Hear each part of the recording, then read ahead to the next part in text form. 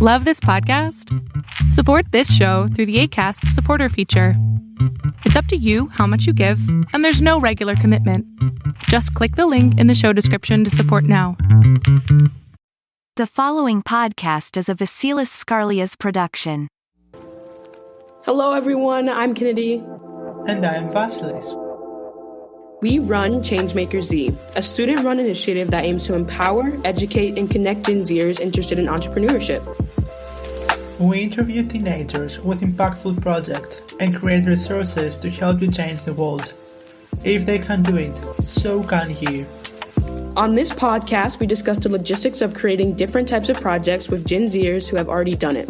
We will leave our social media and website information in the description.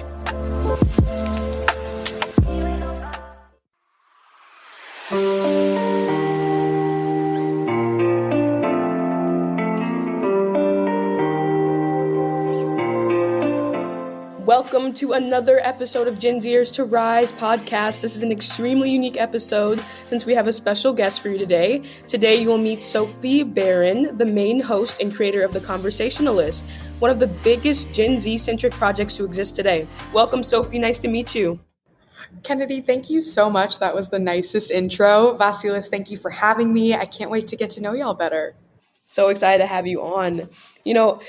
What is the Conversationalist in its different media types? That's a big question. So The Conversationalist is a unifying platform. We are on a mission to unify the world and break open echo chambers. And we started as a media platform. During COVID, we evolved to a global community. And now we're evolving back into this education space where we're creating different projects, events, and multimedia concepts to really educate our generation on how to have hard conversations. So right now, we're currently working on launching our brand new talk show. It's called POVs, like Points of View for Gen Z. And we're all about having the hard conversations because that's how we're going to unify. That's amazing. And I know you kind of mentioned echo chambers and hard conversation. What sparked the creation of The Conversationalist? So, have either of you ever been to Kansas? No. Vasilis, have you been to Kansas? I am from Greece, so no. Isn't that where Dorothy's from?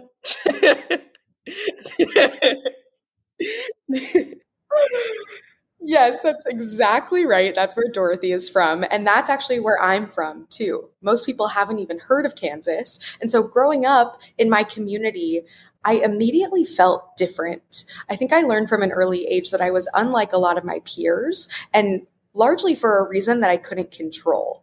I was the only Jewish kid in my entire community and largely my school, besides my siblings. So growing up, I had a really hard time fitting in because I felt like my peers didn't really understand me. And so that led me to feel very early on in my life like I didn't have a voice. And I think growing up in that community and in that environment, I also realized that everyone around me was pretty similar. And so when I followed the yellow brick road all the way to the East Coast, I went to Penn for university.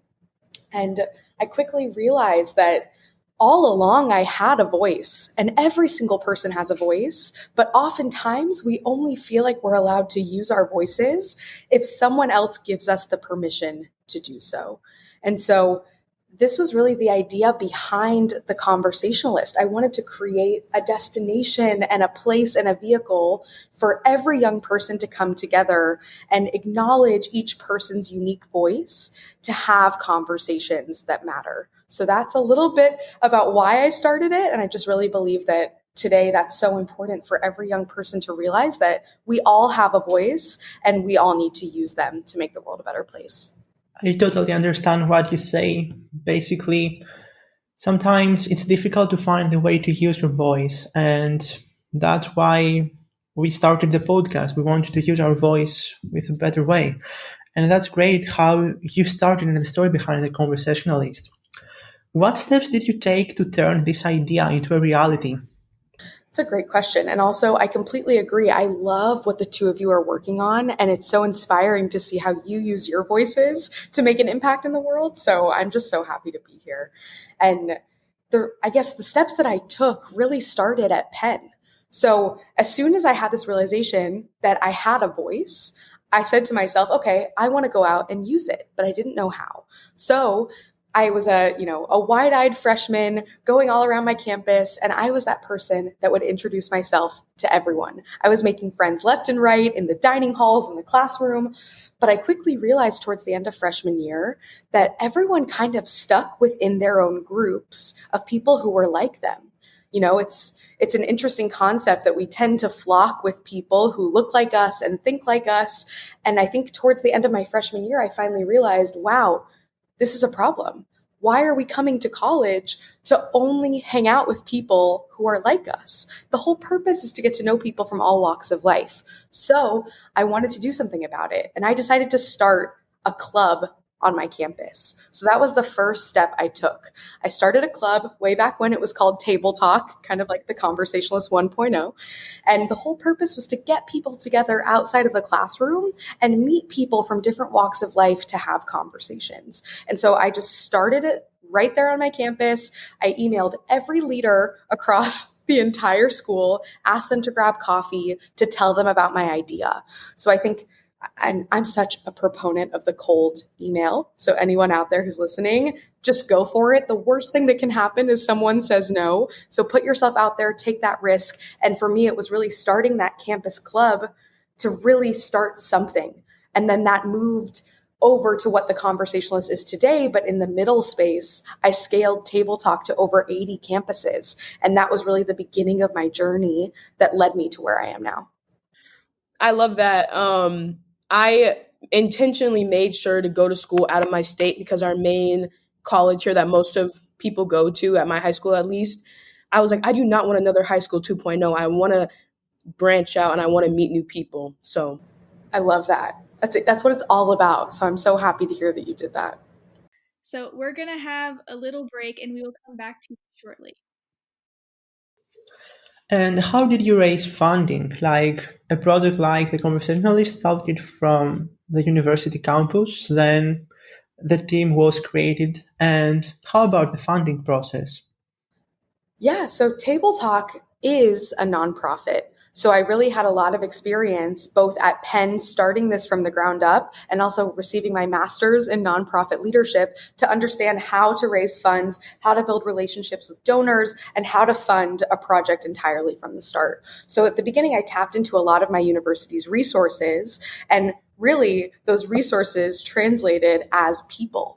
Right? You hear the term all the time, your network is your net worth. And I really tried to lean into that. So the first, I would say, 4 years of my entrepreneurial journey was developing and building relationships. So that was step one. And if you're starting something on your campus, lean into what your school has to offer you. And I was so pleasantly surprised by how many different grants we could apply for and the different funding sources that we could receive early on in the game. So that was Table Talk. And then transitioning into the Conversationalist, I wanted to make sure that whatever we were starting, I could start from the lowest MVP stage, the minimum viable product. I needed to make sure that this was a realistic concept that people wanted and needed. So I started by just receiving enough funding to conduct market research. I went out, I interviewed a ton of people, synthesized the data to better understand why our generation is failing to connect and failing to have these conversations. So again, tapped into my network, tapped into the people who I knew to help make that happen, which opened up more doors to be able to raise some funding from friends and family. So that was how I was able to raise funds. And I just could not encourage someone more to lean in to who is around you and who you're 1 degree of separation away from as well. Well, Sophie, you radiate such positivity and good energy. So I'm not surprised. You're someone people want to be around. So I'm honored. I feel the same way about you too. I hope we can meet in person one day. Okay, well, you have a bachelor degree in communications. How does this help you build your following? It's a great question. So communications for me at Penn really helped me understand why people communicate and how people communicate. And as, Gen Z, we're digital natives, it really helped me lean into why our generation communicates 24/7, 365. And so I think something interesting that really bled into my work with the Conversationalist was studying network theory. I don't know if either of you have ever studied that before, but it really opened my eyes to how we're connected beyond digital media and social media, but just as human beings. And I know I mentioned this a moment ago when we talked about my journey at Penn, but I realized that there was an actual philosophy behind why people were gathering with people who were like them. There's an actual theory out there called birds of a feather that showcases how we're so interconnected and why we gravitate towards people who are like us and why the echo chamber exists. So this really allowed me to better understand human psychology within the communication space, to better understand how to break open those echo chambers, which was super interesting. Yeah, isn't it funny? Like, I feel like as I've grown up, all those cheesy sayings of when we were little, they start to become really true. So true. Like all of them, like, wow. Literally all of them. Do you have any tips for people looking to grow their projects on social media? Yeah, I think at the end of the day, it all goes back to who you are as a person and the value that you bring to the world. So whether it's growing your social media following, starting a project from the ground up, making any sort of impact in the world, I wholeheartedly believe that it has to connect to who you are as a person. I learned this from my mentor, my branding coach, Rich Keller, that at the end of the day, who you are should inform what you do, not the vice versa. And so with that in mind, for me, I discovered over the past couple of years that I am a unifier and I'm on this earth, no matter what I'm doing, to bring people together and have these important conversations. So everything I do on my socials is trying to give that value to my community, really helping them unify in their own lives and making sure that everything I'm doing ladders up to my core value. So it sounds super meta, I know, but at the end of the day, if you can identify your core value, you can better emulate that out to the world and actually have it translate to things like social media graphics and Instagram story polls and different types of offerings you can create to then go out and give that value to others. It's true that your social media, they do have many polls and engagement content. So, in fact, how do you engage followers after acquiring them? This is something that a lot of organizations struggle with, including ourselves. Totally. And this sounds so simple, but it really goes back to conversation, right? At the end of the day, all human beings want, in my opinion, to be heard, seen, valued, and understood. And in any way that you can give that to someone, even in the smallest ways, is how I've been able to engage and create those community ties within my audience and my network. So if I'm posting about a controversial current event or starting a conversation on my stories, I try to make sure that I can let those individuals feel heard and feel validated in sharing their voice and sharing their opinions. And something that we do at The Conversationalist that easily shows this is we oftentimes use the ear emoji.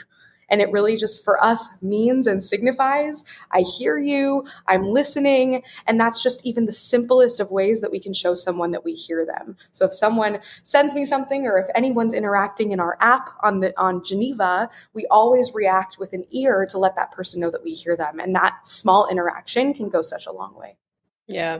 I love that so much. And I saw like you were holding up a little paper ear and like your like podcast or Love it. So, congratulations for being featured on Social Entrepreneur Magazine 25 Under 25. What does social entrepreneurship mean to you? Thank you so much. I still can't believe that happened. Social entrepreneurship to me means utilizing that core value that I spoke of earlier to go out and actually make a difference in the world. So I'm such a believer that if you identify a problem in society, within your friend group, on your sports team, at the dinner table, it's up to us to solve it, right? And we can't just wait around for someone else to go out and make that positive impact. So social entrepreneurship to me is almost taking on that responsibility to go out and create that change in our world. Oh, wow. And you run a global community to unify the voices on the Geneva app that, like you mentioned, with more than 12K members. So tell us more about what you guys do on the Geneva app, some events. Yeah, of course. So our community really was born out of the pandemic. We decided to move everyone over from our community to the Geneva app, and we love them. We're really good friends with their team. And on the app, it's filled with young people from all around the world talking 24/7 about everything under the sun that impacts us, from politics to mental health to racism to current events to pop culture and everything in between. And so it's really helped to facilitate that core part of our mission, which is to unify our generation and actually have a place for everyone to go to talk to one another. And so we have different rooms within the app. If you picture a Discord or a Slack channel, we have different rooms for different conversations. And it's a mix of audio, video, and chat communication, which is awesome because you can connect with your friends via video or audio like you would on FaceTime or Clubhouse, but also chat. And so we host different events to help us further connect our community. And I'll share one that I absolutely love. We host it every Monday night. It's called And We're Live. And every Monday night, we drop a super spicy, super controversial topic into one of our chat rooms. And for 30 minutes only, our community goes at it. They just type and type and type and share all of their views and opinions on that one central topic. And right at the 30-minute mark, we close the room. So it's a really exciting moment for everyone to come together because it's 30 minutes only, but we get to actually have that conversation in practice. So overall, the Geneva platform is just an incredible hub to house our community in so our members can connect, understand one another better, and actually have these conversations 24/7. I can confirm it 100%. I am a member of the Geneva app on the conversational list, and when I wake up in the morning, I do have more than 200 notifications on my phone from all the different channels. I'm so sorry. No. So many notifications. And you can become a member too by following the link in the description below. Also, you just launched a new talk show and you have been featured on a billboard in New York City. Tell us more about your show's mission and where we can find it. Yeah, of course. And thank you so much. That was probably the wildest day of my existence, seeing my face on a billboard in Times Square. And, after building the community on the Geneva app, we quickly realized that we wanted to actually create a product that helped us drive our mission of unifying the world. So we decided to launch the first ever Gen Z talk show. It's called POVs with a Z for Gen Z. And the whole purpose is to actually have those echo chamber breaking conversations in practice.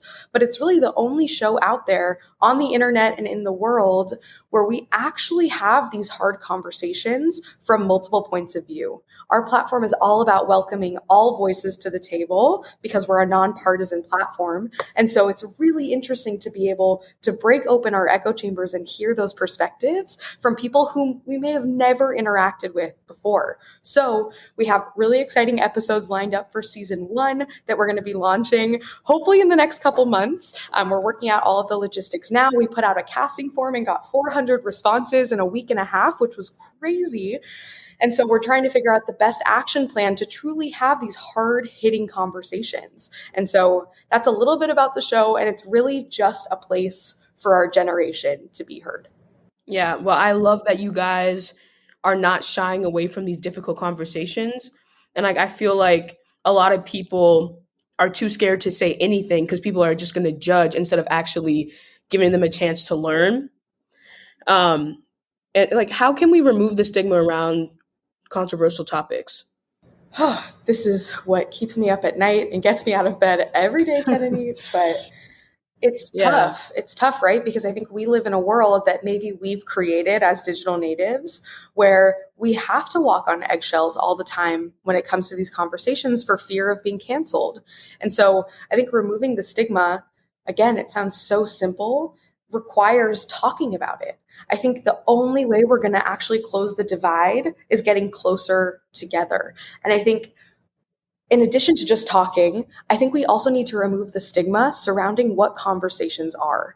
And I think there's a common misconception out there that says that if you have a conversation, you're expected to change your mind.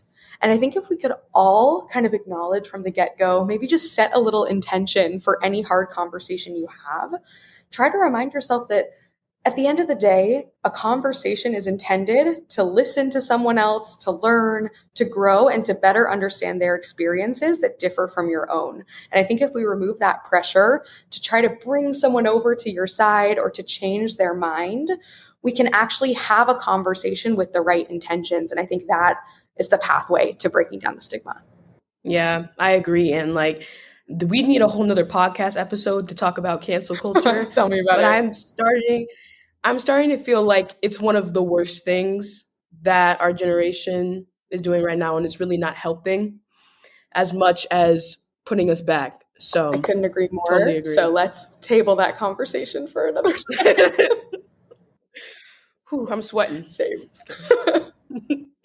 Also, when we are so many people discussing and having conversation about all these different projects, it's impossible for everyone to agree with all the points of views. So how can we create respectful dialogue when we might not agree with all points of view? Again, Vasila is asking me the hard-hitting questions. But I think at the end of the day, not only do we need to set an intention for these conversations, but I think we need to get back to the essence of who we are as human beings. And I think sometimes we forget to treat the people we're having conversations with as equals, right? Like, I think conversations have to start from a place of a shared humanity and acknowledging that we all have a right to exist and come as we are. And I think if you can kind of check those boxes before you enter the dialogue, you can actually create that respectful environment because you're acknowledging that that person has a right to share their ideas just as much as yours. And so I think that's step number one. And then step number two has become the mantra by which I live my life, which is listen to others with the same passion that you feel for being heard. And so I think it's so important that we remember that if you are having a conversation with someone and you really, really want to get your point across, try to remind yourself that if you listen with that same passion for someone else's ideas, they are so much more likely to give that right back to you. So I think those two ingredients combined will help us create those more respectful conversations, but it goes back to kind of sharing our common existence as human beings. I feel so inspired right now that I think that you should write a quotes book with what you're saying right now. Oh my God, Vasilius, no way. I am so honored you even thought that, but it's just those little things add up, right? Like, it seems so simple and trivial just to say, hey, let's have a conversation, or hey, let's make other people feel heard. But those are the basics that I think we need to get back to in order to actually unify. So I appreciate you saying that. And what does it mean to break our echo chamber? So the echo chamber is a really interesting concept that I didn't know anything about before I started this.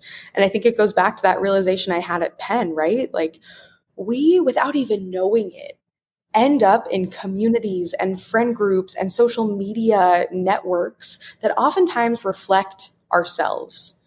And I think it goes back to that network theory, right? Because we feel comfortable when we're around people who are like us. And the echo chamber becomes that enclosed space where you only hear ideas and beliefs that reaffirm your own. And so this has become especially toxic on social media. I don't know if either of you have seen The Social Dilemma on Netflix, but that is so real. And so when we talk about breaking our echo chambers, to me, that means simply coming into contact with someone else who lives outside of your silo. So for me, growing up in Wichita, Kansas, I was in a fairly homogenous community. It was a primarily white, privileged, Christian community. And so for me, breaking out of my echo chamber could mean joining a community like The Conversationalist, where I'm actually interacting with people who might live in a different state, a different town, come from a different culture, race, religion, and background, to simply understand someone else's point of view, but also lived experience. So breaking your echo chamber does not mean changing your mind, having to compromise anything you believe in. It just means being able to expose yourself to people and to ideologies and opinions and beliefs that are different from your own. Mm-hmm. I love that. And I feel like I don't know if anyone else agrees with me, but I feel like a reason people don't want to break their echo chambers because they're scared to change their beliefs. They're scared, like they're just scared to change their beliefs. Basically, they don't want their ideologies to be broken, or threatened. And change is scary, right? Mm-hmm. I think it's so intimidating to even want to expose yourself to things that you're not privy to in your environment. But I think it's so important to remember that at the end of the day, we're never going to grow if we can't see the world beyond our own experiences. And so I think that is something that I've learned to abide by every single day. I wear a ring on my finger every single day that reminds me of this saying, which is the moment when you realize that the rest of the world doesn't think like you, that's when you grow. Okay, maybe you should do that quote book. I'm writing that one down. The conversation list has many conversations relating to current events like women's movement. How can people stay informed? How can we get involved? And how can we stay engaged with these issues? Great question. So for me, I try to do a daily news sweep. So I try to hit up a couple different platforms just to kind of see what's happening out in the world, because sometimes I end up just consuming news from my TikTok For You page, which might not be the most credible source. So I try to just check out a couple of platforms, even if that means Twitter, a couple of the major news networks, and even vehicles like the Cram or the Skim, different newsletter publications that are kind of sharing what's going on in the world. Also some great podcasts would be happy to recommend. But for me, I think it goes beyond just doing a daily news sweep. And so I also try to check out this awesome website called allsides.com, where they actually show you the media bias in a lot of current events. So they'll give you a current event story and they'll show you the headlines from the left, the right, the center. And it's important to kind of recognize how there are multiple sides to every story and not just a left, a right, a black or white. And so I love allsides.com. And then I've also just got to shamelessly plug that if you want to come to my Instagram, every day I'm posting different current events and asking polls and questions that just allows people to think and be informed about what's happening in the world. And then I share different people's responses and opinions so you can actually see the different points of view, so you can kind of choose for yourself about what you believe in. Because I don't think we need to know it all. None of us are experts, but if we can just kind of stay informed with different points of view, then we can kind of pick for ourselves. I think that this is for today. We had a very great conversation with the founder and CEO of The Conversationalist. Thank you so much, Sophie Beren, for being on the show. Thank you both so much for having me, and can't wait to watch you continue to inspire our generation to use their voices for good. Thank you. So don't forget to check out The Conversationalist and their amazing community. All the links will be in the description. So keep changing the world, guys.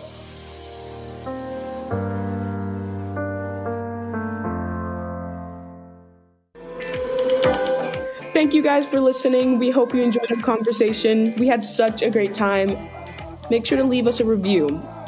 If you want more Changemakers content, you can follow us on Instagram at Gen's Ears to Rise and on Facebook at ChangemakersZ.